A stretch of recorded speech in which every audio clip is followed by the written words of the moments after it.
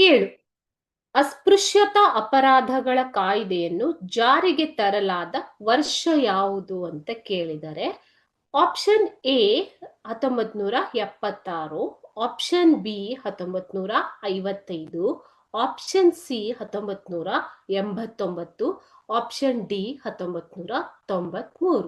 So ಸರಿಯಾದ ಉತ್ತರ ಬಂದ್ಬಿಟ್ಟು ಅಸ್ಪೃಶ್ಯತೆ ಅಪರಾಧಗಳ ಕಾಯ್ದೆಯನ್ನ 1955ರಲ್ಲಿ ಜಾರಿಗೆ ತರಲಾಯಿತು. ನಂತರ ಇದೇ ಕಾಯ್ದೆಯನ್ನ ಏನಂತ ಬದಲಾವಣೆ ಮಾಡಿದ್ದಾರೆ ಮಕ್ಕಳೇ? ನಾಗರಿಕ ಹಕ್ಕುಗಳ ಸಂರಕ್ಷಣಾ ಕಾಯ್ದೆ ಅಲ್ವಾ? ನಾಗರಿಕ ಹಕ್ಕುಗಳ ಸಂರಕ್ಷಣಾ ಕಾಯ್ದೆ ಆಗಿ ಬದಲಾವಣೆ ಮಾಡಿದ್ದು 1976ರಲ್ಲಿ. ಆದರೆ ನಮ್ಗೆ ಕೇಳಿರುವಂತಹ ಪ್ರಶ್ನೆ ಏನು? ಅಸ್ಪೃಶ್ಯತಾ ಅಪರಾಧಗಳ ಕಾಯ್ದೆಯನ್ನು ಜಾರಿಗೆ ತಂದಿದ್ದು ಯಾವಾಗ ಅಂದ್ರೆ 1955. ಆಪ್ಷನ್ ಬಿ 1955 ಸರಿಯಾದ ಉತ್ತರ.